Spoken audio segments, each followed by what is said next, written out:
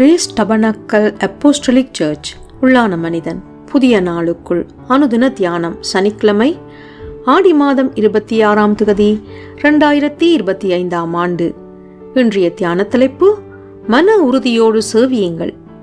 இன்றைய தியான வசனம் பிலிப்பியர் 2ஆம் அதிகாரம் 16ஆம் வசனம்.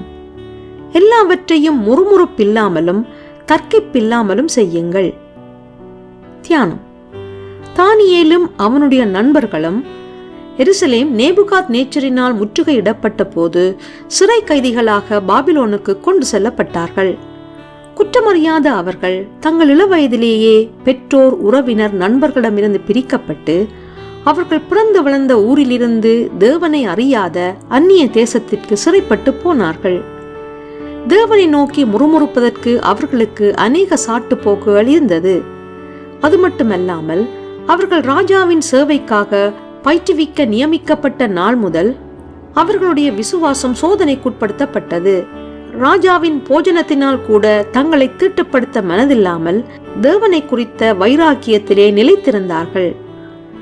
மகா பராக்கிரமுள்ள சக்கரவர்த்தியாகிய நேபுகாத் நேச்சார் நிறுத்திய சிலையை வணங்க மறுத்ததால் தானியேலின் நண்பர்கள் 7 மடங்கு சூடாக்கப்பட்ட அக்கினி சூளைக்குள் போடப்பட்டார்கள். தேவனை நோக்கி ஜெபம் செய்ததால் தானியேல் சிங்கங்களின் குகையிலே போடப்பட்டான். ஆனாலும் எப்படிப்பட்ட பாடுகள், உபத்திரவங்கள், சோதனைகள் வந்தாலும், ஒருவேளை மரிக்க நேர்ந்தாலும் அவர்கள் தாங்கள் ஆராதிக்கும் தேவனாகிய கர்த்தரை பற்றி தங்கள் மனதில் கொண்ட வைராக்கியத்தை விட்டு சற்றேனும் தளர்ந்து போகாதிருந்தார்கள். தேவதூதர்களை அனுப்பி தேவன் தாமே அவர்களை காப்பாற்றி தம்முடைய சாட்சிகளாக நிறுத்தினார். அக்கிரமக்காரருக்குள் வாசமாயிருக்கையில் அவர்களுடைய காம விகார நடக்கையால் வருத்தப்பட்டு நாள்தோறும் அவர்களுடைய அக்கிரம கிரியைகளை கண்டு கேட்டு நீதி உள்ள தன் இருதயத்தில் வாதிக்கப்பட்ட நீதிமானாகிய லோத்தை அவர் ரட்சித்திருக்க, கர்த்தர் தேவ பக்தி உள்ளவர்களை சோதனையினின்று ரட்சிக்கவும் அக்கிரமக்காரரை ஆக்கனைக்குள்ளானவர்களாக நியாய தீர்ப்பு நாளுக்கு வைக்கவும் அறிந்திருக்கின்றார். எனவே கோணலும் மாறுபாடுமான சந்ததியில் கிறிஸ்துவின் நிமித்தம் பாடுகள், உபத்திரவங்கள், சோதனைகள் உண்டாகும் போது முறுமுறுப்பில்லாதவர்களும் தர்க்கிப்பில்லாதவர்களுமாயிருந்து தேவ ஆவியின் துணையை நாடுங்கள்.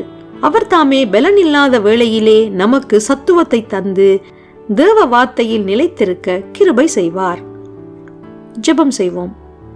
உம்முடையவர்களை சோதனையினின்று விடுவிக்க வல்லதேவனே, உபத்திரவங்கள் மத்தியிலே நான் சோர்ந்து போகாதபடிக்கு உம் வார்த்தையிலே நிலைத்திருக்கும்படி என்னை வழிநடத்தி செல்வீராக.